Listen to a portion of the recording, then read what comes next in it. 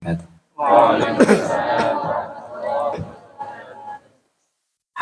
wassalatu wassalamu ala Rasulillah wa ala alihi wa ashabihi wa mawalah. La haula wa la quwata illa billah. Asyhadu an la ilaha illallah wahdahu la syarika lah wa asyhadu anna Muhammadan abduhu wa rasuluhu alladzi la nabiyya wa la rasula ba'dah. Amma ba'd. Fa inna asdaqal hadithi kitabullah wa khairal hadi hadi Muhammadin sallallahu alaihi wasallam. اللهم أخرجنا من ظلمات الوهم وافتح لنا أبواب العلم وأكرمنا بنور الفهم وسهل أخلاقنا بالحلم اللهم لا سهل إلا ما جعلته سهلا وأنت تجعل الحزن إذا شئت سهلا برحمتك يا أرحم الراحمين.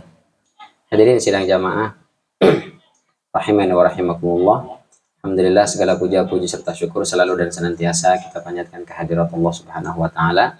Mudah-mudahan kita semua selalu dalam penjagaan Allah, dilindungi dan dijauhkan dari berbagai macam mara bahaya dan musibah, dan semoga semua hajat cita-cita dan keinginan kita diijabah dan dimudahkan oleh Allah Subhanahu wa taala.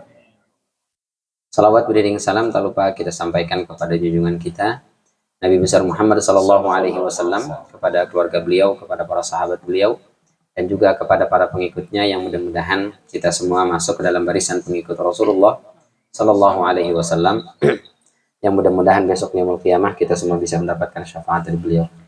Amin ya rabbal alamin. Kemarin sempat heboh ya, salah seorang ulama datang ke Indonesia kemudian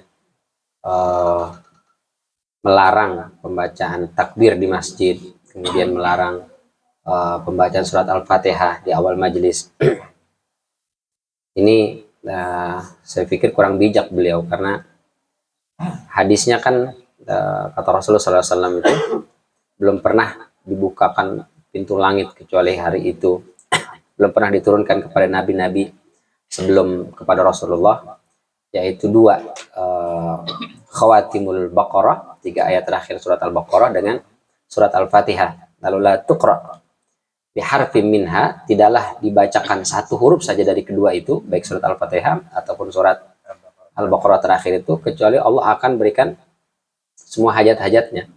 Nah, oleh para ulama hadis ini kemudian bahkan ada yang menulisnya dengan bab al-isti'anatu bil Fatihah, bab meminta pertolongan kepada Allah dengan wasilah membaca surat Al-Fatihah. Jadi surat Al-Fatihah tidak hanya khusus sholat sama rukyah saja, bahkan semua hajat-hajat kita boleh. Jadi kalau misalnya dia tidak mau mengambil pendapat ulama yang itu, ya monggo-monggo saja gitu. Tapi kalau banyak orang yang kemudian mengikuti pendapat para ulama yang membolehkan membaca surat Al-Fatihah di awal-awal hajat, maka mestinya jangan langsung menyesatkan, membid'ahkan begitu ya. Kecuali memang tidak ada sama sekali pendapat ulama. Banyak bahkan dimuat dalam kitab-kitab syuruh al-hadis. Kita kan memahami Al-Quran, memahami hadis, itu kan tidak comot ayat, comot hadis, kita pahami sendiri, kita tafsirkan sendiri. Jadinya panji gumilang kalau begitu. Sesat. Maka kita ngikutnya ada kaidah-kaidahnya. Sampai Ibnul Qayyim al-Jauzi dalam I'lamul Muwaqqi'in, la yajuzu li ahadin, tidak boleh bagi siapapun langsung comot Al-Quran, comot hadis. Setelah itu dia pakai sendiri hukumnya itu. Ya. Jadi kecuali dia menguasai perangkat-perangkatnya, semua ilmunya itu. Jadi kita memang butuh pendapat para ulama. Terlepas nanti kita setuju atau tidak setuju, tapi kita harus ngerujuk ke situ. Nah kemudian tidak boleh kita tutup mata, berarti semua ulama salah karena nggak sesuai dengan pemahaman saya, itu kan nggak benar kan?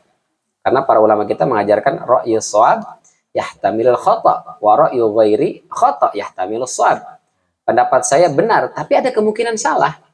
Dan pendapat selain saya itu keliru, tapi ada peluang terjadinya kebenaran di sana gitu. Sehingga tidak ada justifikasi monopoli kebenaran. Ini yang kurang bijak lah kalau menurut kita, karena itu masalah khilafiyah dan sudah marak di Indonesia itu orang mengikuti pendapat yang memulai aktivitas dengan baca Al-Fatihah, tiba-tiba datang langsung kemudian membid'ahkan, melarang. Itu kan membuat kegaduhan. Ya, mestinya masa nggak belajar sih adab itu kan? Orang imam besar Masjidil Haram saja Syekh Sudes begitu datang ke Indonesia mengimami sholat subuh, beliau kunut. Meskipun beliau mengatakan hadisnya dhaif. Atau bahkan sebagian ulama besar Saudi mengatakan bid'ah kan kunut subuh. Tapi beliau tahu Indonesia ini tempat mayoritas masyarakatnya itu adalah bermazhab Syafi'i yang kunutan gitu. Maka beliau datang kunut, nggak ada masalah. Makanya betul memang adab itu lebih utama daripada ilmu. Gitu. Baik, kita lanjutkan, tapi tetap bukan berarti kita tidak menghormati beliau. Beliau adalah ulama. Beliau adalah orang yang sudah menyempatkan dan meluangkan waktunya untuk berbagi ilmu kepada kita. Gitu. Cuma itu aja kita sayangkan, mestinya jangan terlalu mudah ya mau apa namanya membidahkan, menyesatkan, kemudian melarang. Akhirnya jamaah yang awam bingung, berarti selama ini kita bagaimana nih? Baik, kita lanjutkan di surat Al-Ma'un seperti biasa, kita baca dulu. A'udzu billahi minasy syaithanir rajim. A'udzu billahi minasy syaithanir rajim. Bismillahirrahmanirrahim. Bismillahirrahmanirrahim.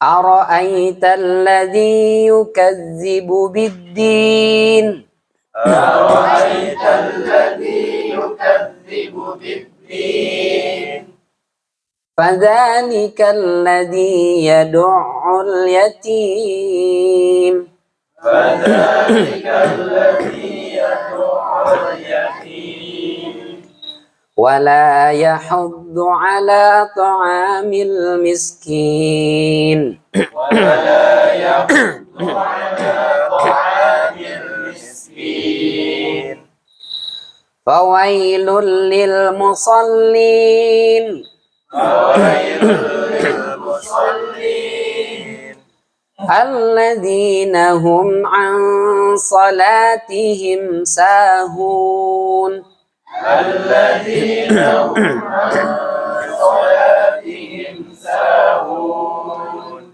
الذين هم يراءون الذين هم يراءون ويمنعون الماعون ويمنعون الماعون. Sadaqallahul azim. Termasuk sadaqallahul azim ada yang membid'ahkan juga tuh. Semuanya serba nggak boleh kacau.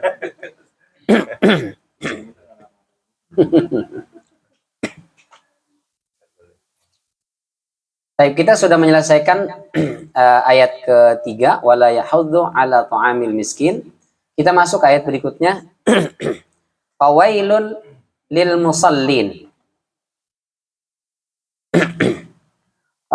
Wailun itu secara bahasa dia gabungan dari dua kata sebenarnya.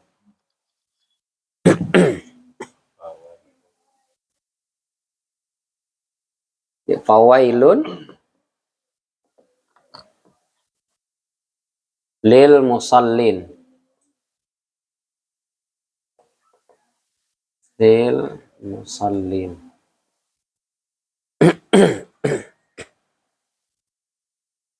Jadi wailun ini itu gabungan dari wai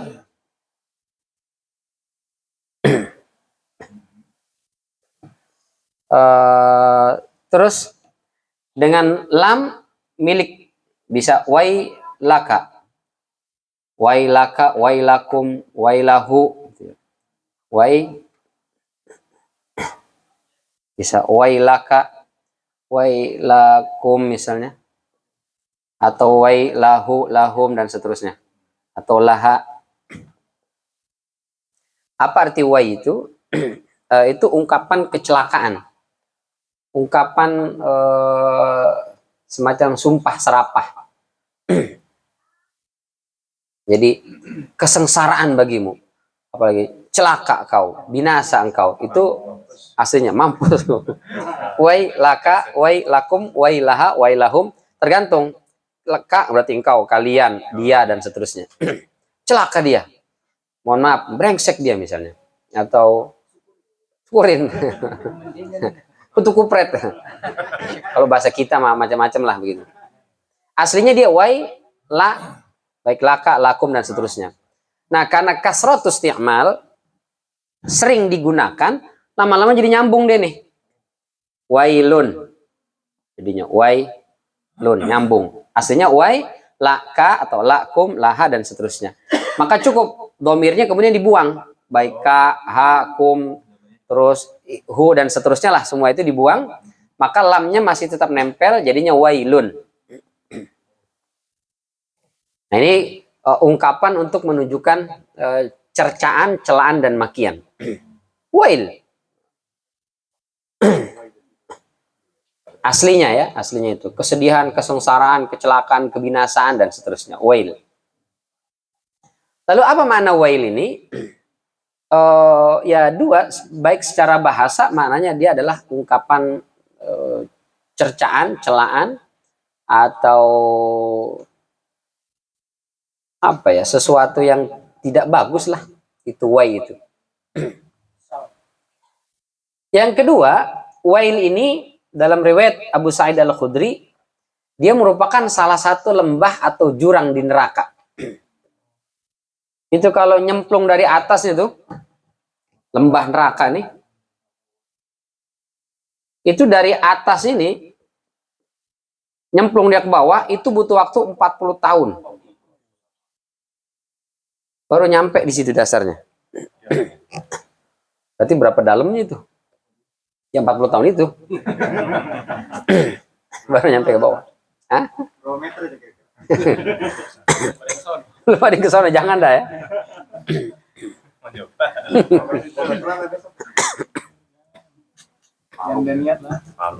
Jadi wail maknanya bisa dia adalah ucapan ungkapan makian atau cercaan dan celaan, dan dia bisa maknanya secara fisik.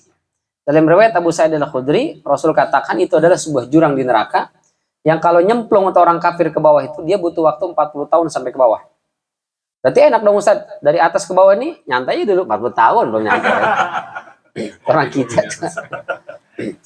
Dia baru sini nih nyemplung itu dalam posisi terikat. Tangan dan kaki terikat dengan rantai, kemudian diikat ke leher.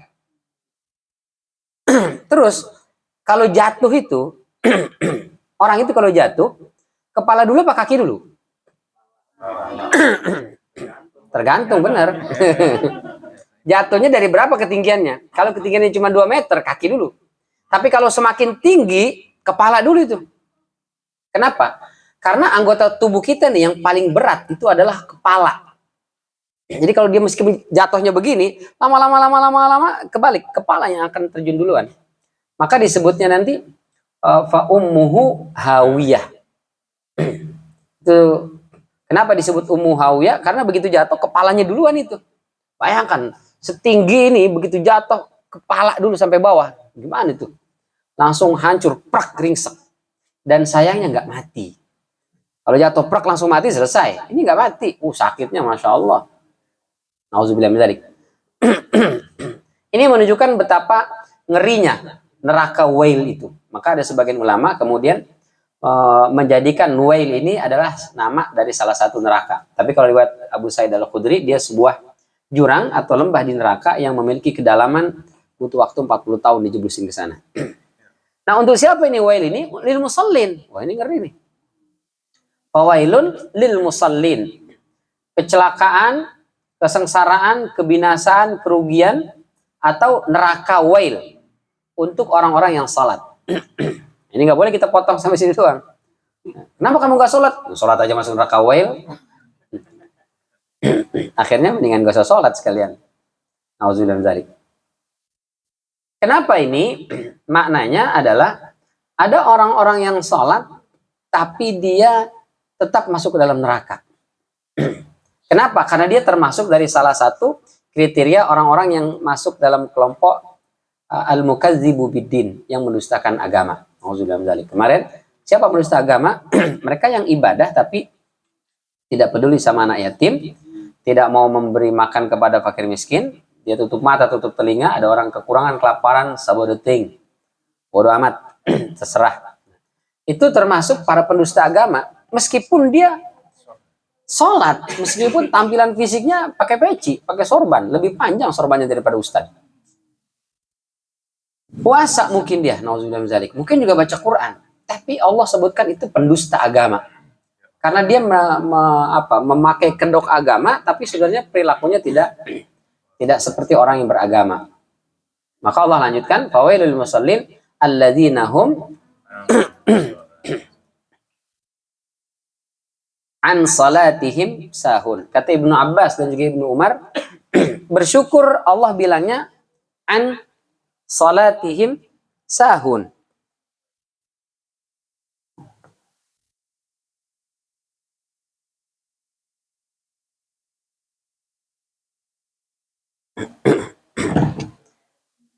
Bilangnya an salatihim.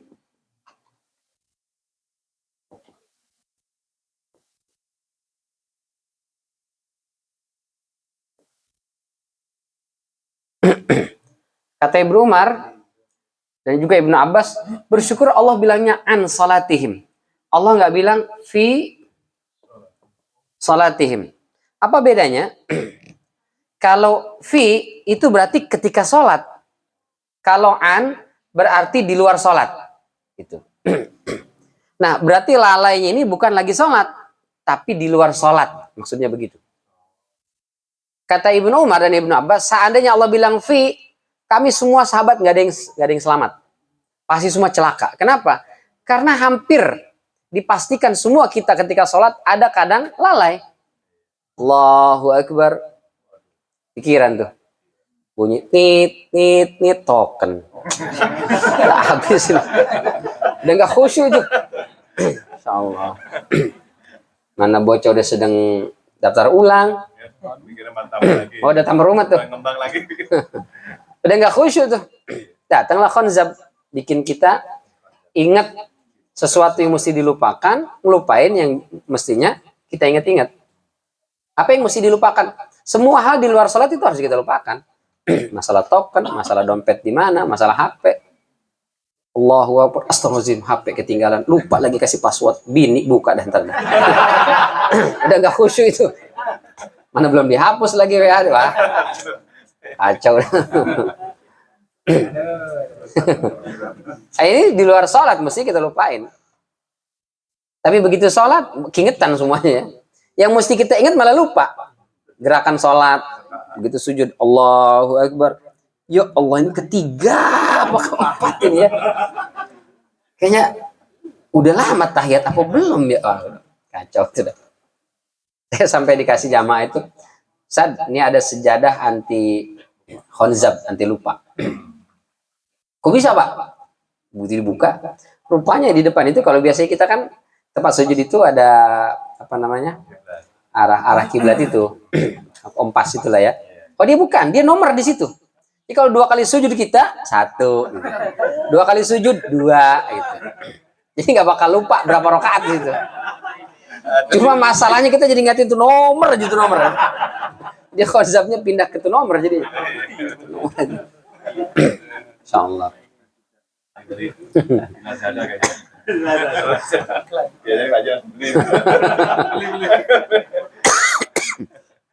Nggak tahu di mana belinya itu. Material. Jadi kata Ibnu Umar ini Ibnu Abbas, bersyukur Allah bilangnya an bukan fi, karena kalau fi semua kita. Sampai ada kisah yang masyhur, saya belum cek sih riwayat kesahihan itu, tapi masyhur ya. Ketika Rasul bagi-bagiin kain itu, Ali sholat. Ini mau apa warna ini itu. Begitu selesai, Assalamualaikum. Ali mau apa? Ijo. Berarti lagi sholat, dengerin kan? Langsung tuh. Sekelas Ali radhiyallahu anhu saja bisa seperti itu. Lagi kita. Makanya penting banget sholat berjamaah itu. Agar ketika kita lupa, ada imam, aman. Masalahnya kalau imam lupa, ada makmum, aman, tetap. Tapi kalau sholat sendirian, siapa yang mau ngingetin? Khonzab lagi nanti. Sholat berjamaah. Tapi kalau sholat berjamaah itu ya usahakanlah imam itu kalau jadi imam meskipun sholatnya silent tapi suara komandonya kenceng gitu. Allahu Akbar. Jadi belakang kan dengar Allahu Akbar. Tapi kalau pelan Allah. Udah belum nih ya? Belakang udah ruku nih. Kok nggak kedengeran nih imam nih? Paling sering itu kita lihat sholat di rest area di tempat-tempat tuh sering banget, masya Allah. Makanya saya meskipun kadang-kadang pakaiannya nggak stylenya Ustadz, saya maju aja gitu. Karena kadang-kadang kita silakan maju, orangnya nggak pede gitu. Allahu Akbar, pelan banget suaranya. Ya Allah, kagak kedengeran pas lagi sujud. Ini udah apa belum sih? Ngintip dikit kita jadinya kan. Aduh, ini salah. Kencengin. Laki-laki Allahu Akbar. Saya bacaan saya nggak fasih. Masa cuman Allahu Akbar kudu fasih kan bisa itu mah. Tapi Allahu liman hamidah. Allahu Akbar. Cuman kalau rakaat terakhir itu usahakan jangan panjang-panjang. Kan ada yang Allahu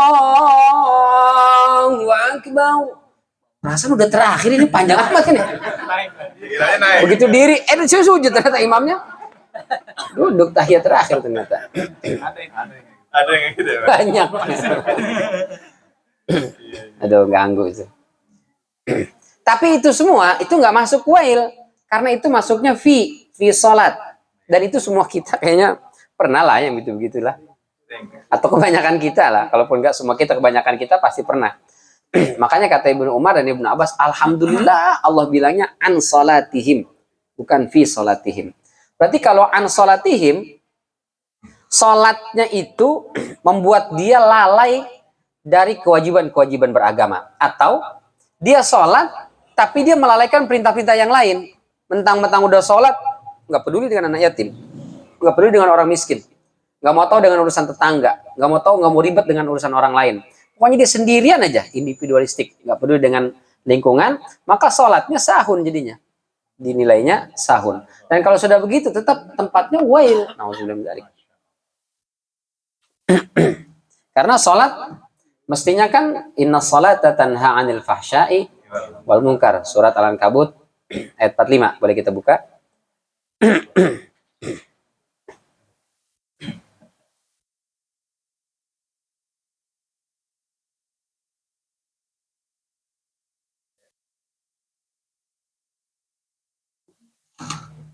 Kan 40. 40, 45. Inna sholata tanha. Ayatnya itu awal pertamanya. Coba lihat 40 apa 45? 45 benar. A'udzu billahi minasyaitonir rajim. Bismillahirrahmanirrahim. Utslu ma uhiya ilaika minal kitabi wa aqimis shalah. Inna salata tanha 'anil fahsya'i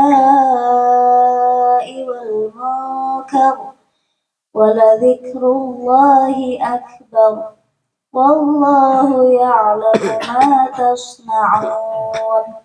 Yang artinya, bacalah kitab Al-Quran yang telah diwahyukan kepadamu Muhammad dan laksanakanlah sholat. Sesungguhnya sholat itu mencegah dari perbuatan keji dan mungkar. Dan ketahuilah, mengingat Allah itu lebih besar keutamaannya dari ibadah yang lain. Allah mengetahui apa yang kamu kerjakan. Jadi sholat khusyuk itu dia 3 fase. Sebelum sholat,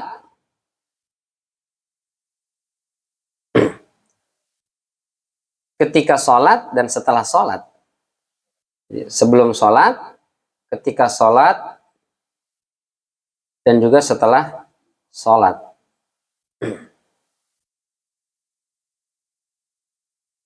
Sebelum sholat apa? Dia persiapkan dirinya. Kalau udah dikit-dikit mau masuk waktu sholat, tinggalkan aktivitas yang lain. Siap-siap.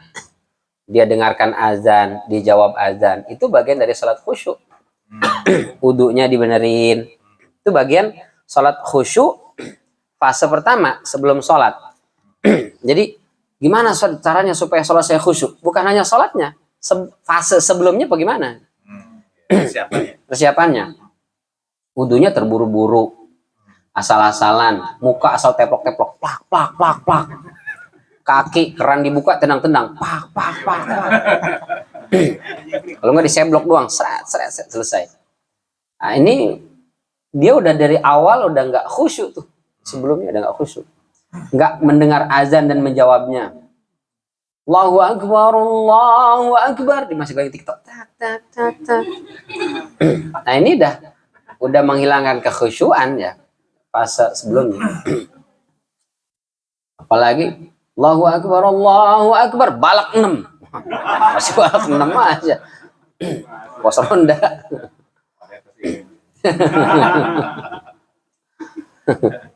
Bagaimana kita mau khusyuk?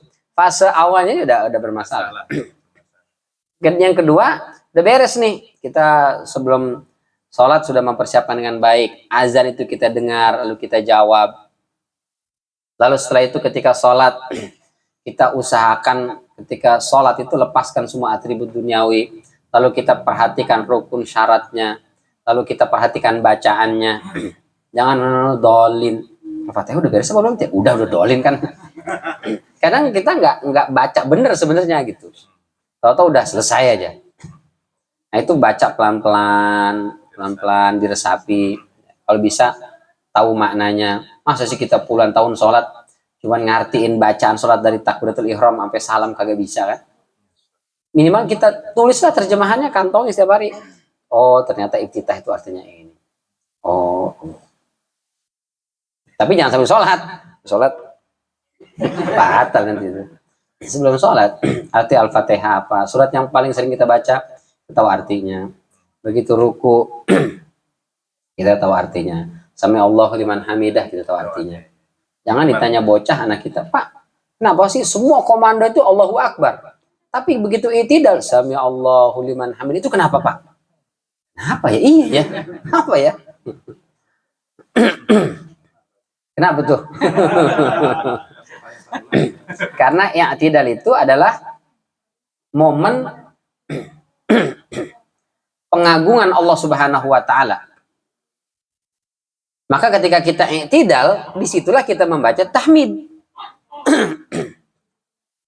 Sami Allahu liman hamidah. Allah mendengar orang yang memujinya. Maka ketika kita i'tidal, itu yang kita baca kalimat pujian.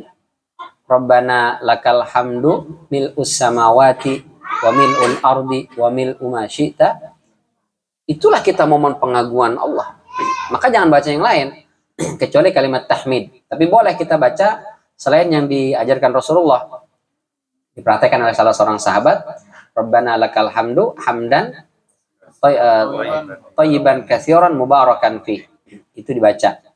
Begitu ada sahabat baca begitu, Rasul dengar tuh. Begitu selesai sholat, man qala anifan. Tadi siapa yang bacanya beda dari yang saya ajarin? Rasul itu begitu, kalau ada sesuatu yang negatif, Rasul nggak perlu tahu siapa pelakunya. Tapi kalau sesuatu itu positif, Rasul mesti tahu siapa pelakunya. Beda sama kita. Kita kalau yang negatif-negatif itu mesti ketahuan siapa pelakunya. Masya Allah. Misalnya ada riwayat tentang kentut lagi sholat berjamaah. Kentutnya nggak ada suara. Nah ini antem. Kalau nggak ada suara biasanya baunya itu sadis ya.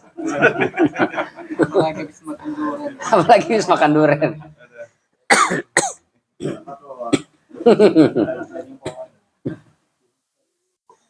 Tapi waktu itu sahabat belum ngerti. Jadi kalau sholat kentut batal. Cuman apa yang mesti dilakukan nggak tahu. Atau kalau dia mundur malu karena baunya mungkin dahsyat. Terus kalau mundur langsung, oh ini dia ternyata. Kan? Akhirnya diam-diam aja kan, nggak ada yang tahu kan. Suaranya nggak ada kedengeran. Maka selesai sholat nggak ada yang batal tuh, nggak ada yang keluar, nggak ada yang pergi. Tapi ini jelas banget ini baunya ini. Ini bukan dari yang lain, dari situ pas itu. Maka selesai sholat Rasul, Assalamualaikum warahmatullahi wabarakatuh. Rasul nggak, siapa yang kentut? Ayo ngaku siapa yang kentut tadi? Nggak ada. Rasul bilang, idza fasa ahadukum fis shalah. Fasa itu jenis kentut yang tidak ada suara, baunya doang. Mungkin mirip dengan suara pss, jadi fasa gitu ya. Kalau yang ada suara durot. Durot. Durot. Ketika azan kita tuh Allahu Akbar, yafirru minhu syaitan wa alaihi durat. Setan lari terbirit-birit wa alaihi durat, sampai terkentut-kentut dan kentutnya durat, berarti nyaring. Cuma nggak kedengeran sama kita, mana tuh? Nggak kedengeran ya. Cuma kentutnya kenceng gitu, durat. Tapi kalau kentutnya silent itu pes, nah itu fasa.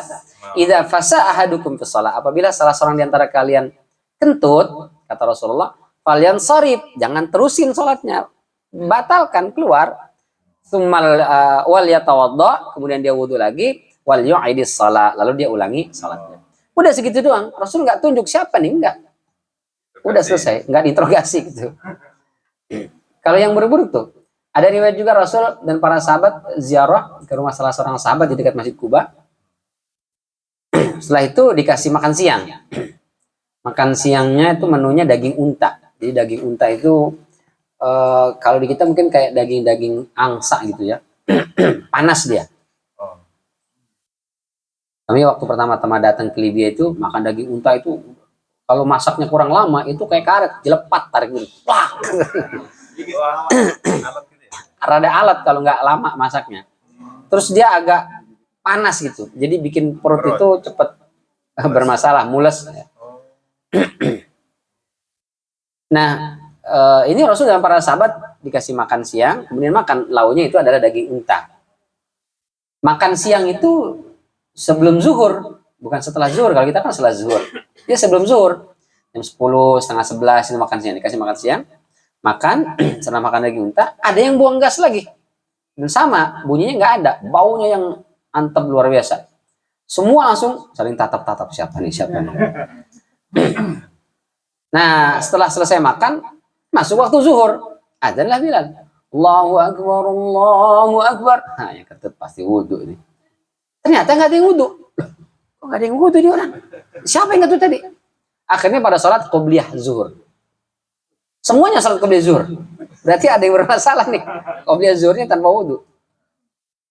Maka ditunggu-tunggu, nggak wudhu juga. Akhirnya pas Bilal berdiri mau iqomah, kata Rasulullah, tahan wahai Bilal. Tunggu wahai Bilal.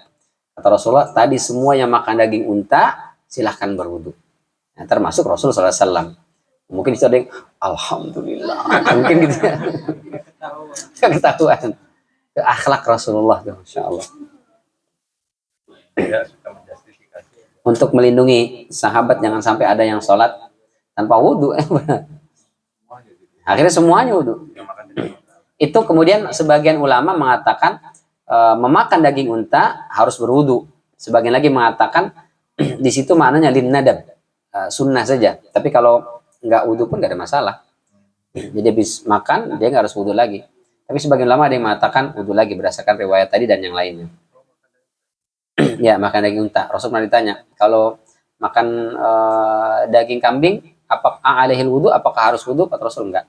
Daging unta, kata Rasul na'am. Iya. Tapi kalangan Hanabila mengatakan di situ maknanya sunnah saja, jadi tidak harus wudhu. Dan kalau di kita kan nggak ada lah daging unta ya, aman. Nggak ada unta aman enggak. Nah kalau tadi tuh ketika i'tidal ada sahabat yang membacanya berbeda, maka Rasul tanya, man qala anifan, tadi siapa nih baca i'tidalnya berbeda dengan saya ajarkan? Karena Rasul mengajarkannya Rabbana lakal hamdu mil'us samawati wa mil'ul ardi wa mil'u masyita min syai'in ba'du. Dia bacanya beda tuh. Rabbana lakal hamdu hamdan thayyiban katsiran mubarakan fi. Begitu Rasul dengar, kata Rasul, siapa yang baca tadi? Sahabat dia, saya ya Rasul, ada apa? Laqad ra'aitu, aku telah melihat bid'an wa salasina malakan. Bid'an itu antara 3 sampai 10. 3 sampai 9 lah ya, 3 sampai 9. 30 sekian malaikat itu mereka yabtadiruna, berebut ayyuhum yaktubu awalan. Mereka mau berebut nyatet duluan nyatet doa yang sampai baca. Masya Allah. Saking luar biasanya kalimat tahmid itu. Masya Allah. Jadi ketika i'tidal, kenapa sami Allahu liman hamidah? Karena itu momennya memuji dan mengagungkan Allah Subhanahu wa taala. Maka komandonya sami Allahu liman hamidah. Agar begitu kita posisi i'tidal, kita memuji Allah. Jangan sampai tidur. Allah yang mereka tuh siap nasihat, ya tidur dia. Lewat kalau baca jadinya. Itu ketika sholat. Setelah sholat, apa dampaknya nih? Apakah setelah sholat dia masih mengucapkan kata-kata kotor? Setelah sholat dia masih suka mencaci, menggunjing, memaki saudaranya? Apakah setelah sholat dia peduli dengan saudaranya, peduli dengan lingkungannya atau tidak? Nah ini setelah, fase setelah. Nah khusyuk itu tiga-tiganya. Sebelum sholat dia sudah perbaiki. Ketika sholat dia berusaha untuk semaksimal mungkin fokus. Setelah sholat ada dampak. Ada dampak yang dilakukan. Itu kalau kita perhatikan nama Rasul SAW dalam Al-Quran itu. Nama Nabi kita itu ada dua ya. Ada Muhammad, ada Ahmad. Muhammad disebut 4 kali. Surat Ali Imran 144. Terus surat apa lagi? Al-Ahzab ayat 40. Setelah itu surat Muhammad ayat 2. Yang keempat surat Al-Fath ayat 29 ayat terakhir. 4 kali itu nama Muhammad disebut. Sementara Ahmad itu hanya sekali dalam surat As-Saff ayat 6. Jadi perbandingannya 1 berbanding 4. Muhammad itu lain kesempatan kita jelaskan secara detail. Ringkas saja. Ahmad itu, ini kaitannya dengan ibadah. Muhammad, hubungan sesama. Hablum minan nasnya itu. Kebaikan, kesolehan secara ya horizontal. Atau kebaikan komunal. Ya. Jadi dalam muamalah, yang ini masalah ibadah, Ahmad itu. Jadi Muhammad atau Ahmad artinya terpuji. Ini terpuji karena bagus muamalahnya, interaksi sosialnya. Kalau Ahmad bagus ibadahnya. Itu yang ini disebut 4, yang ini disebut 1. Apa maknanya? Kata Syekh Mutawalli Sya'rawi, idealnya nih 1 ibadah melahirkan 4 aksi sosial. Gitu. Kita sholat. Oke, sholat. Sholat ini harus melahirkan apa 4 kebaikan yang bisa dirasakan lingkungan kita dari kita. Itu ideal. Kalau nggak bisa 1 berbanding 4, minimal 1 berbanding 1. Habis sholat, apa kebaikan yang bisa kita berikan kepada lingkungan, kepada masyarakat, kepada tetangga. Nah kalau dia justru tidak mau membantu, tidak peduli, maka sholatnya itu wail, celaka, nggak ada gunanya di hadapan Allah Subhanahu Wa Taala. Nauzubillah dari. Nah dalam Ad-Dur Al-Mansur, Ibnu Mas'ud, terus juga Umar bin Abdul Aziz mengatakan, dimaksud dengan kata sahun, dan itu masuk kategori wail itu, adalah mereka yang menunda-nunda sholat dari waktunya, bighairi udhrin, tanpa uzur. Allahu Akbar, Pak, sholat Pak, baru gajan. Azan. Azan, Allahu Akbar, koma tuh Pak. Iya ya, udahlah, ntar aja lah sholatnya. Dia ngapain? Masih main PUBG aja. Aki-aki benar. Ini PUBG. Kalau enggak, ular tangga. Sampai mepet-mepet udah mau habis. Astagfirullahaladzim, belum zuhur nih. Udah jam 3. Akhirnya dia sholat zuhur jam 3. Itu kata Ibnu Mas'ud. Kata Umar bin Abdul Aziz, itu masuk kategori sahun an sholatihim. Dan itu masuk kategori wail. Aduh, ngeri banget ya.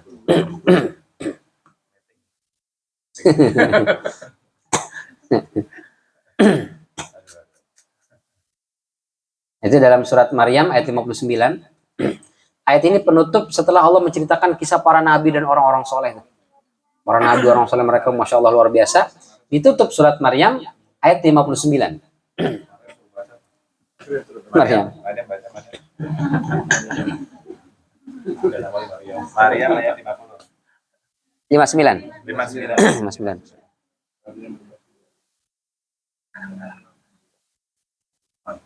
A'udzu billahi minasyaitonir rajim. Bismillahirrahmanirrahim. Fakhalaqa min بعدهم خلف أضاعوا الصلاة واتبعوا الشهوات فسوف يلقون غيا. Artinya, kemudian datanglah setelah mereka pengganti yang mengabaikan sholat dan mengikuti keinginannya, maka mereka kelak akan tersesat. Jadi fakhalafa min ba'dihim khalfun, akan datang suatu generasi setelah para nabi dan orang soleh itu, generasi yang adha'us shalah, menyia-nyiakan salat. Apa maksud idha'atus shalah? Kata Ibnu Mas'ud tadi, maknanya bukan yang enggak salat, tapi salat di luar waktunya tanpa uzur. Masih di waktunya atau waktu-waktu akhir tapi tanpa uzur. Masya Allah. Menunda-nunda ntar gampang itu. Tanggung banget ini satu episode lagi. Lagi seru banget ini. Atau bola. Atau nonton bola. Aduh. Tambahan waktu, Masya Allah. Itu masuk kategori adha'us shalah. Ini menunjukkan betapa pentingnya sholat itu. Dalam riwayat Imam Ahmad, Al-Hakim dan yang lainnya, Rasul katakan, latun taqadanna ural islami urwatun. Islam itu melekat di kita nih, itu dia terdiri dari beberapa simpul-simpul. Nanti akan tercerabut tuh satu persatu. Yang pertama kali tercerabut adalah hukum. Orang akan meninggalkan simpul agama ini, yang pertama adalah hukum. Orang enggan malas berhukum dengan Al-Quran dan hadis. Udahlah nggak usah bawa agama lah, ini kan masalah bisnis aja. Nggak mau dia pakai bisnis, pakai hukum syariat. Bernegara nggak mau, udahlah nggak usah bawa nama Tuhan dalam politik. Politik ini kotor, Allah terlalu suci, nggak usah dibawa-bawa. Gitu. Dia melepaskan syariat dari hukum dalam bermasyarakat. Nah ini pertama kali simpul agama lepas adalah di hukum. Wa akhiruhunna naqdan as-salah. Dan simpul terakhir yang lepas itu adalah sholat.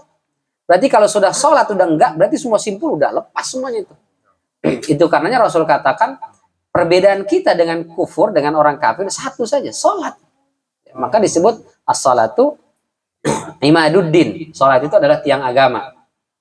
Syahadat, sholat, puasa, zakat. Ada riwayat, zakat dulu baru puasa, baru haji. Kan sering diumpamakan. Kalau kita pegang begini, masih bisa. Nggak haji, masih bisa. Nggak zakat, masih bisa. Nggak puasa, masih bisa. Tapi kalau nggak sholat, lepas tuh agama. Udah nggak bisa kepegang lagi. Bisa sih Ustaz begini. Enggak ya. Nggak ada lagi yang megang. Karena simpul terakhir itu adalah sholat. Makanya menunda-nunda sholat saja para ulama sampai sedemikian. Jangan sampai kita tunda-tunda tanpa uzur itu. Insya Allah. Kalau gitu mendingan gak usah sholat sekalian Ustaz. Udah bagus-bagus saya sholat Ustaz meskipun di akhir waktu. Masih dikata-katain juga, masih diomongin juga, gak usah sholat sekalian. Nauzubillah min dzalik ya. Kalau udah nggak sholat, ngeri tuh. Itu surat Al-Mudaththir ayat 40 sampai 48. Surat Al-Mudaththir ayat 40 sampai 48.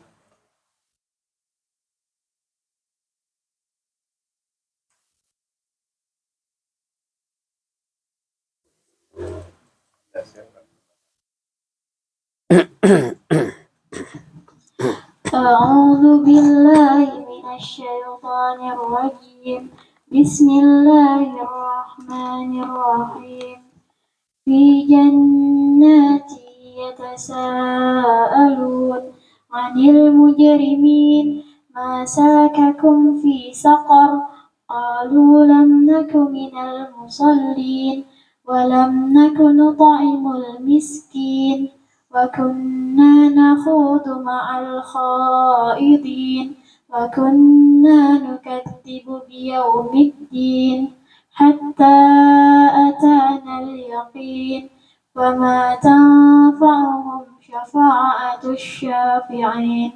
Yang artinya berada di dalam surga mereka saling menanyakan tentang keadaan orang-orang yang berdosa. Apa yang menyebabkan kamu masuk ke dalam neraka Sakor? Mereka menjawab, dahulu kamu tidak termasuk orang-orang yang melaksanakan sholat, dan kami juga tidak memberi makan orang miskin.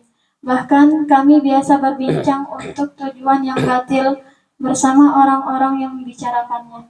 Dan kami mendustakan hari pembalasan, sampai datang kepada kami kematian, maka tidak berguna lagi bagi mereka syafaat pertolongan dari orang-orang yang memberikan syafaat.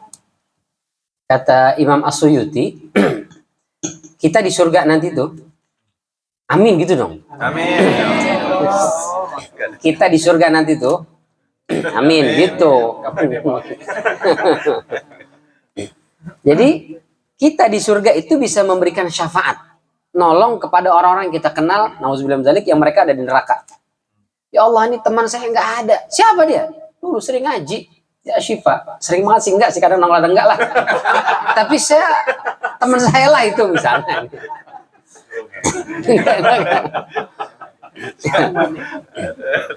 Enggak, ini mau umpama, jangan tersinggung. Umpama doang. Iya di bawah dia. Di mana dia ya Allah?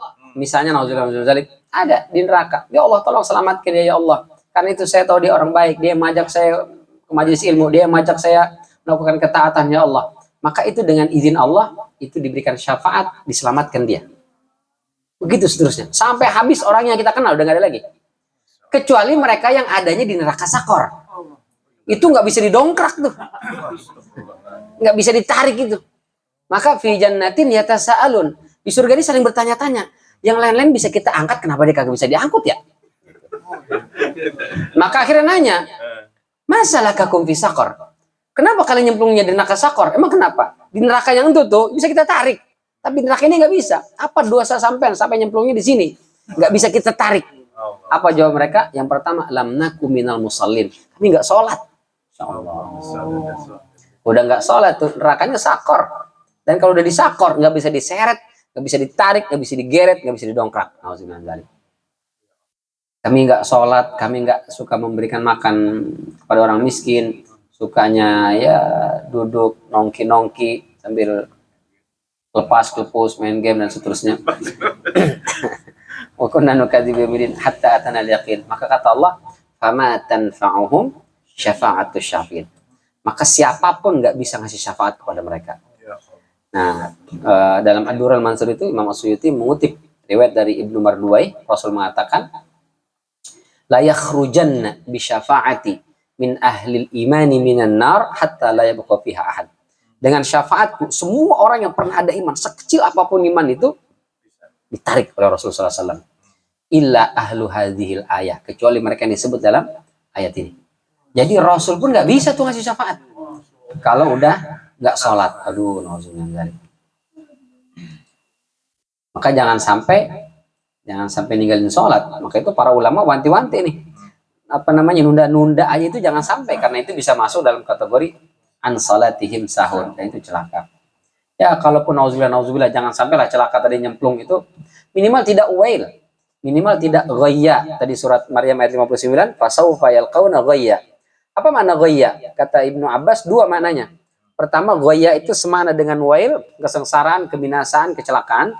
Yang kedua, ghayya itu kata Ibnu Abbas, mohon maaf, ini kita kalau lagi nyembelih sapi atau kambing Idul Adha, itu kan pasti darahnya kan keluar tuh. Terus isi dalemannya dikeluarin. Kan kita butuhkan tempat kayak parit atau kita gali gitu buat ngumpulin itu semua. Nah di neraka itu orang ada yang dibacok, digergaji, ada yang disuk dengan tombak, darahnya keluar, isi perutnya keluar semua. Itu kemana tuh larinya? Dia akan lari ke bawah sebuah sungai. Sungai itulah yang bernama Ghayya. Jadi mereka yang menyia-nyiakan dan melantarkan sholat itu nyemplungnya di situ tuh. Minum dari campuran nanah, bercampur darah, daleman, isi semua. Masya Allah, nauzubillah min dzalik. Itu sumpah tuh. Itu disebut dengan Ghayya. Allah, nauzubillah min dzalik. Maka itu doa Nabi Ibrahim, Rabbi ja'alni muqimas salah wa min dzurriyyati. Mudah-mudahan kita termasuk keturunan Nabi Ibrahim. Karena doanya beliau itu, ya Allah jadikan aku itu muqimas salah, istiqomah untuk jaga sholat terus. Wa min dzurriyyati, dan juga dari keturunanku. Insyaallah. Ya mudah-mudahan kita masuk keturunannya itu. Kalaupun tidak masuk keturunannya, kita berusaha untuk juga menjaga sholat. Maka jangan sampai, kalau kata Gus Baha, sebadung-badung dan senakal-nakalnya Anda, sholat jangan ditinggal aja. Biar apa kata orang, cuma lu sholat, mabok masih sholat, nggak apa-apa. Cuma sholat masih main judi, nggak apa-apa sholat. Minimal status kita di mata Allah masih tetap sebagai hambanya.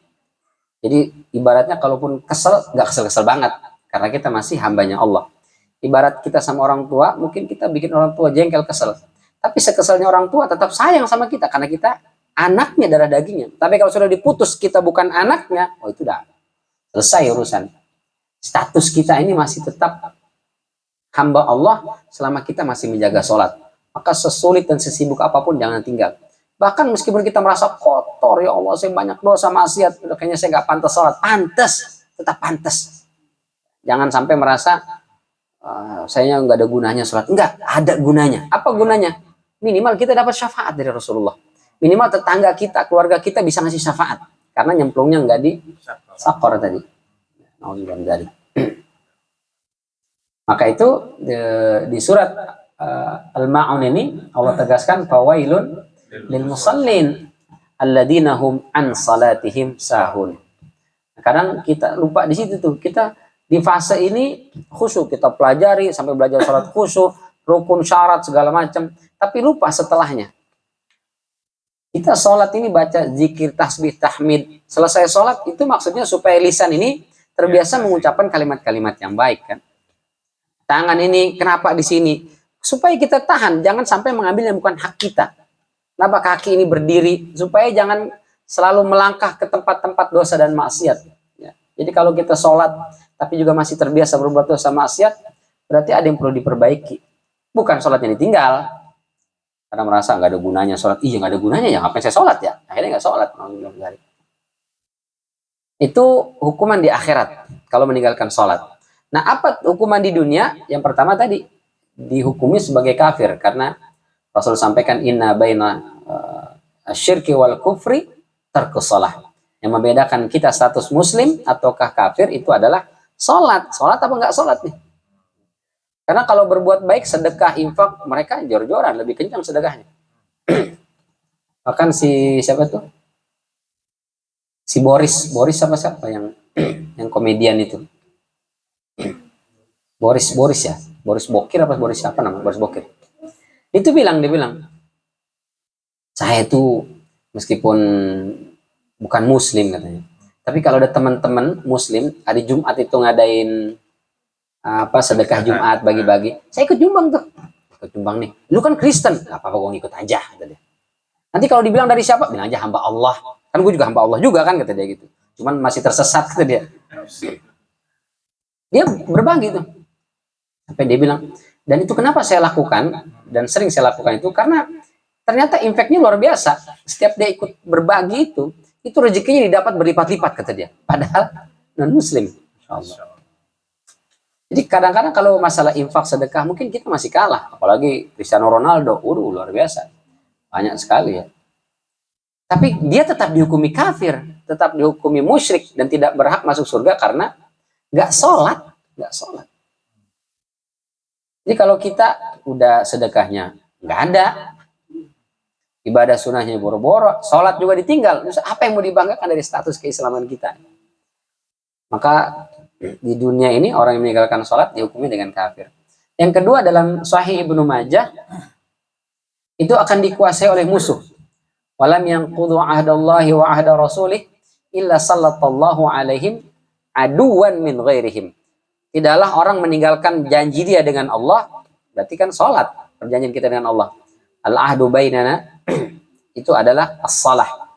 Perjanjian kita dengan Allah adalah diantaranya sholat, itu yang paling utama. Kalau sudah nggak sholat, sallallahu alaihim aduwan min ghairihim. Allah jadikan musuh menguasai dia. Jadi kalau orang yang nggak sholat, siap-siap dipimpin oleh musuh.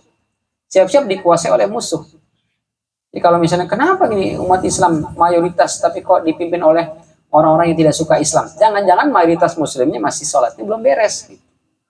Maka sama-sama kita perbaiki. Supaya jangan sampai musuh itu menguasai kita. Karena kalau mereka menguasai kita, fa'akhudu ma fi aidihim, dia akan mengambil semua sarwat, semua harta, semua kekayaan negara ini bukan untuk menyejahterakan umat Islam, yang ada justru mencelakakan umat Islam.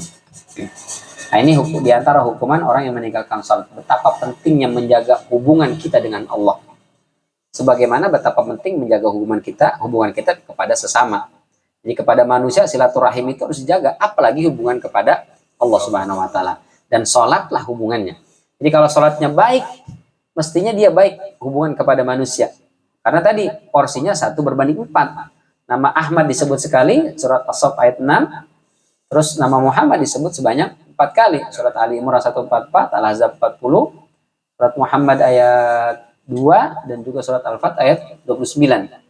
Nah ini 4 kali disebut, berarti satu ibadah harus minimal melahirkan 4 aksi sosial. Dengan begitu, maka kita mudah-mudahan tidak termasuk kategori para pendusta agama, ya, dikarenakan sholatnya ternyata tidak memiliki dampak kebaikan secara komunal. Baik, ini barangkali yang bisa kita bahas di kesempatan malam yang mulia ini. Mungkin ada yang ditanyakan sebelum tutup? Ya. Mengenai tadi yang menjaga hubungan kita dengan Allah dan manusia ini, terus Nabi Ibrahim yang keturunan itu sampai harus lain dengan sholat, dan supaya kita itu kecanduan. Kan orang dari yang sering meninggalkan sholat sampai dia akhirnya sholat sampai kecanduan. Nah itu yang titik kecanduan itu yang nggak bisa. Pokoknya yang tadi bilang lalai. Nah, kan kita harus kecanduan. Kalau kecanduan itu berarti nggak bakal ada lalai. Mana tuh? Ya memang kalau ibadah udah jadi sebagai kebutuhan itu, nah itu udah nggak tergoyahkan itu memang. Tapi untuk sampai pada fase itu, ya memang awalnya dipaksakan, karena memang kita disebut mukallaf. Mukallaf itu secara bahasa artinya dipaksa ya. Kallafa yukallifu, dibebankan, dipaksa. Kita awalnya mungkin nggak mau ibadah, tapi diajarkan oleh orang tua. Kita nolak, marah, orang tua pukul kita, sabut kita gitu. Sampai lama-lama dari dipaksa menjadi kebiasaan. Dari kebiasaan lalu naik menjadi kebutuhan. Itu semua berproses. Nah, itu prosesnya itu jangan hanya sekedar ngerjain saja, tapi dari mengerjakan menjadi memahami apa yang kita kerjakan, lalu sampai menghayati apa yang kita lakukan itu. Makanya sholat itu nggak ada if'alus sholah atau i'malus sholah, lakukan kerjakan sholat, tapi bunyinya aqimus sholah. Karena sholat itu harus iqomah, dia tegak. Jadi istiqomah itu kan kalau dibuat garis itu dia bukan lurus, dia naik ke atas gitu. Itu garisnya harusnya begini grafiknya gitu. Berarti ada peningkatan. Jadi kalau sekarang kita sholat hanya mengikuti kebiasaan rutinitas, besok harus sudah naik levelnya. Bagaimana kita sholat itu sudah tambahan tumak ninahnya. Kita harus belajar tumak ninah itu apa sih? Apa sih nih maksud dengan tumak ninah? Tumak ninah secara bahasa artinya berhenti sebentar. Bisa nggak kita sholat? Terus saya baca waladhdallin amin. Terus tarik napas. Habis itu baca surat. Selesai, misalnya kita baca, nggak usah jauh-jauh lah, Al-Kafirun. Qul kafirun la budma taburun walantum abidul ma'bud walan abidatum walantum adamun lakum dinukum waliyadin. Tarik napas sekali, Allahu Akbar. Baca Subhana rabbil a'la misalnya, atau subhanakallahumma rabbana wa bihamdika allahumma ighfirli. Tarik napas, subhanallah liman hamidah. Dan itu lakukan terus menerus. Berarti naik nih levelnya dari sekedar sholat ditambah sudah tumak ninahnya. Besok levelnya naik lagi, kita ngerti bacaannya. Oke, awal nggak langsung dari awal sampai akhir kita ngerti. Minimal iftitah, Al-Fatihah sampai surat itu kita ngerti. Terus setelah 1 minggu tambah lagi misalnya rukuknya, tambah lagi sujudnya, terus sampai akhirnya kita paham. Setelah itu baru kita hayati. Sudah mulai tuh pilih-pilih surat. Saya pengen sholat itu ada menangis. Cari dalam Al-Quran mana ayat-ayat itu yang ngomongin tentang neraka, tentang siksa azab segala macam yang buat kita tersentuh. Itu kita hafalin, itu kita baca. Minimal dalam sehari semalam ada 1 sholat yang kita baca itu. Atau kalau enggak, saya ikut di masjid Ustaz, tergantung imam. Ya sudah, berarti sholat tahajudnya didongkrak pakai tahajud. Jadi memang perlu peningkatan, dan itu perlu pembiasaan juga gitu. Jadi nggak bisa ujuk-ujuk saya langsung menikmati sholat, nggak bisa emang. Ada prosesnya. Sampai kemudian sholat itu kata Rasulullah disebut dengan healing. Maka ketika Bilal diminta untuk iqomah, kata Rasulullah, arihna ya Bilal bis shalah. Bilal ajak kita healing dengan sholat. Kalau udah healingnya sholat itu udah keren banget tuh. Kalau kita kan healing ya halan-halan, gunungan, foto-foto, itu healing. Padahal Rasul dan para sahabat healingnya ya sholat.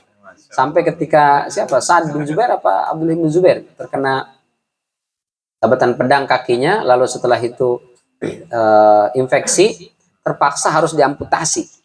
Zaman itu amputasi kan belum ada obat bius kan, maka caranya adalah pedang itu dipanaskan, dibakar sampai panas, itu dipotong kaki itu langsung. Kata beliau, tunggu sampai aku sholat. Ini sholat, begitu sholat tuh khusyuk luar biasa, kakinya dipotong, nggak bergeming, Masya Allah, luar biasa. Jadi obat biusnya adalah sholat. Ada sahabat terkena anak panah sampai tembus. Anak panah itu kan ujungnya tajam. Jadi kalau dia menancap di badannya, kalau ditarik pasti kan ada daging yang kena itu. Jadi cara ngeluarinnya bagaimana? Belakangnya dipatahin, didorong sampai tembus keluar. Kalau enggak ditarik, mata panah itu akan narik nyangkut gitu. Jadi belakangnya dipatahin yang dari bulu ayamnya, kalau kita pakai bulu ayamnya itu dipatahin, itu didorong sampai tembus. Dan itu dilakukan ketika sedang sholat, Masya Allah. Dan itu bisa nggak bergeming. Luar biasa ya. Maksudnya dia tetap khusyuk sholat. Kita boro-boro digituin. Ada nyamuk dikit. Udah nyamuk ya. Kenapa? Karena kolbunya nggak khusyuk tuh. Kata Rasulullah, "Lau khosya'atil qulub, la khosya'atil jawarih." Kalau kolbunya khusyuk, anggota tubuhnya akan khusyuk. Gatal-gatal itu nggak akan muncul. Kenapa sih giliran lagi sholat ada aja gatal? Inilah. Karena dimulai dari sini. Kenapa ininya nggak khusyuk? Karena ininya nggak ngikutin apa yang kita baca, gitu kan? Kalau kita baca nih, Bismillahirrahmanirrahim, sini ngikutin dengan nama Allah yang Maha Pengasih lagi Penyayang. Alhamdulillahirabbil alamin, segala puji bagi Rabb semesta alam. Terus connect tuh dia akan khusyuk. Tapi itu butuh latihan, proses kan. Jangan kemudian saya kayaknya percuma Ustaz, selama ini sholat mulut kemana, pikiran kemana, hati kemana. Kayaknya bener emang nggak gunanya sholat. Jangan, terus kita latih, kita proses itu. Jadi begitu kira-kira Bang. Allah a'lam bishawab. Ada lagi? Ya. Saya pernah mendengar keterangan bahwa Al-Quran itu bisa menutup orang yang membacanya. Artinya kalau kata seperti makalah orang-orang yang sholat dan lalai dari sholatnya. Artinya ketika dia membaca itu dia masih lalai gitu dengan sholatnya. Artinya dia mengutuk dirinya sendiri. Itu bagaimana? Saya pernah mendengar. Sebenarnya hadisnya Al-Quran itu hujjatun laka aw alaik gitu. Al-Quran itu bisa menjadi hujjah buatmu atau bisa hujjah atasmu.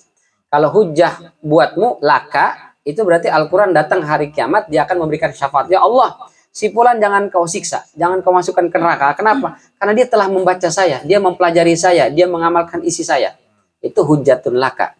Tapi kalau hujjatun alaik, justru Al-Quran yang akan nuntut. Nauzubillah min dzalik. Ya Allah, si fulan dulu ini gara-gara dia ini orang salah memahami saya, jadi sesat. Dia baca idza qila lakum tafassahu fil majalis, itu kan isi Al-Quran. Ditafsirkan sama dia, sholat itu berjarak. Nah, ini kan ngaco. Dan juga bilang lagi. Jadi dia menuntut orang yang menafsirkan ayat sembarangan atau membenarkan perbuatan-perbuatan dosa maksiat dengan Al-Quran. Nah, ini Al-Quran yang akan melaknat dia. Itu maknanya besok di yaumul kiamah. Itu makna laknat. Adapun kalau teguran itu di surat Asy-Syu'ara. Ayat berapa tuh Asy-Syu'ara? Nazala bihir ruhul amin ala qalbika litakuna minal munzirin. Itu surat Asy-Syu'ara. Nazala bihir ruhul amin ala qalbika litakuna minal munzirin.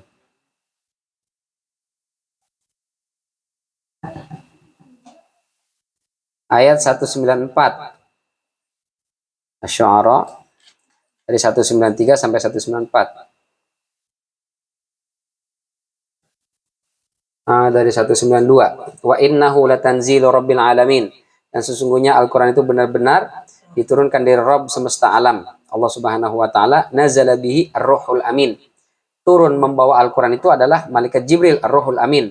Kemana? Ala qalbika, ke qalbumu litakuna minal mundirin, agar engkau termasuk orang yang munzir, memberi peringatan. Sebagian ulama mengatakan ada dua cara baca nih. Ada munzirin, ada munzarin. Kalau munzarin pasif, munzirin aktif. Apa maknanya? Sebelum, jadi qiraah itu yufassiru ba'duha ba'd, saling menafsirkan. Jadi kalau munzarin pasif, munzirin aktif. Sebelum kita ngasih peringatan dengan Al-Qur'an, kita ambil ayat Al-Qur'an untuk menjadikan peringatan buat kita, gitu. Ketika kita baca fawailul lil musallin alladzina hum salatihim sahun, ya Allah, jangan saya masuk sini ya Allah. Ya selama ini sholat saya masih banyak lalai ya Allah. Ampuni saya ya Allah. Jangan kau tolak ibadah saya ya Allah. Jangan kau marahi saya ya Allah. Terus begitu. Kita merasa ayat ini turun ke kita. Berarti ala qalbika litakuna minal munzarin. Jangan langsung minal munzirin. Fawailul lil musallin. Lu banget nih sini. Ini ayat yang curmat mulu nih. Ah itu nggak benar. Jadi kesini dulu baru ke orang lain. Itu ya Pak. Allah alam shawab. Gimana Bang? Tadi Bang? Ya. Masalah sholat. Kalau misalnya kita sholat berjamaah, kita batal, posisi kita di tengah, itu kemana? Kita mundur atau diam di tempat? Apa diam di tempat? Itu. Sebenarnya ketika kita batal itu keluar, caranya kita maju dulu, jalan ke samping, dari samping baru kita keluar. Bukan di belakang terobos semuanya. Kita ke samping dulu, ke pinggir, jalan di depan orang itu ke depan, di depan jamaah itu sholat ini batal nih. Jalan di depan orang itu, jalan sampai ke samping baru mundur ke belakang. Mana yang dekat ke pintu atau dekat ke kamar mandi, misalnya sebelah sini, udah lurus ke sana baru keluar gitu. Nah, ini banyak saudara-saudara kita yang nggak ngerti. Kan kalau lagi sholat orang nggak boleh lewat depan kita. Maka dijaga begini. Itu kalau sholat dia sendirian. Dia pakai sutro, dia sendirian, ada orang lewat, tahan begini. Tapi kalau kita sholat berjamaah, ini ada punggung-punggung jamaah, itu orang lewat nggak ada masalah. Jangan ditahan. Ini udah kebelet di sini. Ada. Jadi kalau lagi lewat biarkan, nggak apa-apa. Dia lewat baru ke belakang. Kenapa kalau nggak nerobos langsung mengganggu saf? Jadi dia maju ke samping, jalan ke samping di depan orang-orang sholat itu baru ke belakang.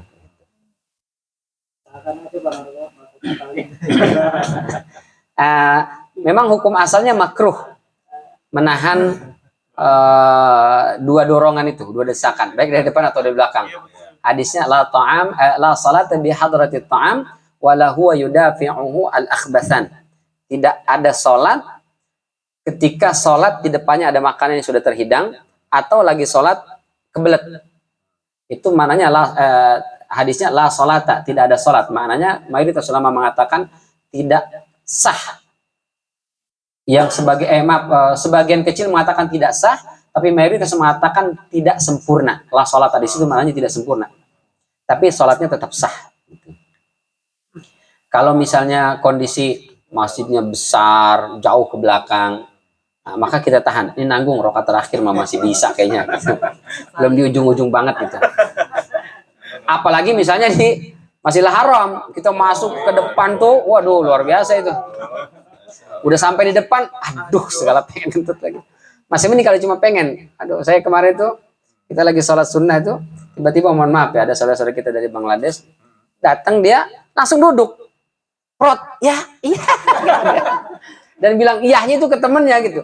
Jadi kita sama-sama orang-orang Turki segala macam ketawa itu masalah lagi sholat.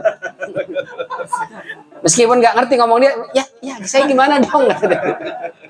Kata temennya, ya batal keluar. Masya Allah. Wah itu orang-orang Turki ketawa. Jauh dari depan. Cari kembali lagi susah. Susah udah nggak dapat lagi. Nah ketika kita masih di posisi seperti itu, kita menahan, apalagi misalnya sholat di raudhah, kita ada susah desak-desakan terus dapat sholat di raudhah, aduh kebelet lagi, tahan itu nggak apa-apa. Boleh. Kenapa? Kelepasan udah nungguin aja di situ lah. Duduk aja di raudhah, doa aja udah, banyakin doa.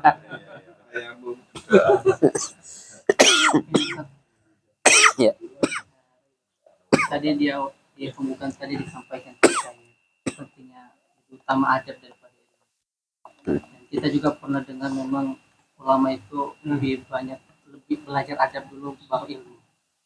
Ini menjadi pertanyaan saya, para ulama itu belajar adabnya apa itu poin-poin dalam adab itu.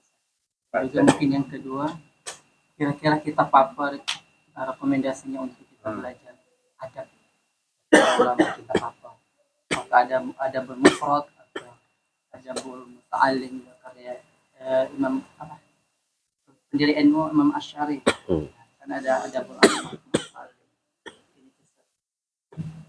Sebenarnya adab itu dia bisa juga berkaitan dengan urf ya, bisa dengan urf bisa berkaitan dengan adab. Misalnya di Arab itu pegang kepala orang tua biasa, di kita datang pegang kepala orang tua gak punya adab di orang itu, berarti kembali kepada urf. Jadi ada adab itu dia bisa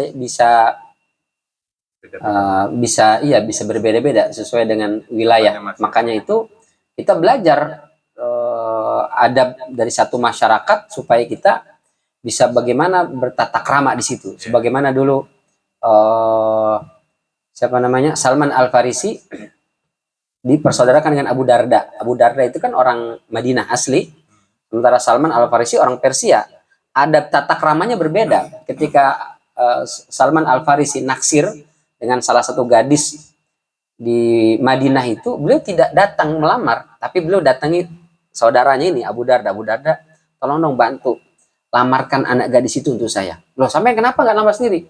Karena setiap masyarakat punya adab etika. Ini adab maksudnya etika ya, etika dan tata krama yang masing-masing berbeda. Kalau saya mungkin ada yang nggak etis gitu, nggak sesuai, maka minta tolong sama Abu Darda. Gitu. Cuman kalau kita baca lanjutan kisahnya, kemudian begitu datang dilamarkan, ternyata si perempuannya menolak, tidak mau dinikahkan dengan Salman Al-Farisi. Ya sedih sih enggak, cuman ditolak kan ya tahu sendirilah gitu. Saya sih alhamdulillah nggak punya pengalaman. Tapi setelah itu kata perempuan tadi, tapi kalau sekiranya Abu Darda punya hajat yang sama, kami menerima. Jadi minta di bahasa kita dalam tanda kutip macomblangin. Ternyata perempuannya menolak dinikahkan dengan Salman, padahal Salman yang mau menikah. Tapi dia malah mau kalau dinikahi oleh Abu Darda. Aduh, itu rumput makan pagar. Pagar makan rumput. Oh, kalau kita udah balik udah nggak mau bareng lagi itu. Dasar dong. Rumput apa? Tapi Salman langsung berdiri, Allahu Akbar, kita nikahkan. Loh, ini kan mau nikah ente sampean, bukan saya. Tapi dia mau sama Anda, nikah dengan dia. Kebahagiaanmu adalah kebahagiaanku. Yang macam-macam, nggak ada modal ini, pakai modal saya. Masya Allah, luar biasa. Nah, itu menunjukkan adab itu berbeda-beda. Termasuk ulama-ulama punya karakteristik adab yang berbeda-beda. Secara rinci, secara detail. Ketika Imam Ahmad mengisi kajian, itu ulama-ulama yang selevel beliau banyak yang hadir. Sehingga mohon maaf ya, kita mau ngecek misalnya Imam Ahmad ini yang hadir di majelisnya alim ataukah talib. Jadi orang berilmu ataukah dia pembelajar. Itu dilihat dari bawa catatan apa kagak gitu. Kalau yang nggak bawa catatan, alim itu. Kayak sekarang kebanyakan alim kan. Mohon maaf, ini mohon maaf. Ditanya, sampai kenapa datang ke sini? Sampai kan sudah hafal hadisnya, ilmunya sudah tahu. Saya datang ke sini bukan mencari ilmunya, saya mau mempelajari adabnya. Bagaimana Imam Ahmad berbicara kepada yang lebih tua, bagaimana Imam Ahmad berbicara kepada yang lebih muda, bagaimana dia membacakan hadis, bagaimana dia membacakan ayat. Berarti kan nggak ada panduan khusus. Nah, jadi balik lagi ke situ. Ya ada, tentu adab-adab harus hormat yang kepada yang lebih tua, menyayangi, mengayomi yang lebih muda. Tapi bagaimana caranya itu panduan khususnya memang nggak ada. Sehingga kita diajak untuk terus belajar dan belajar adab itu. Nah, di mana kita bisa belajar adabul mufrad, ada dari hadis-hadis juga, ada at-ta'lim wal muta'allim, itu juga bisa. Termasuk kalau saya belajar dari Ihya Ulumuddinnya Al-Ghazali, di situ juga kita belajar.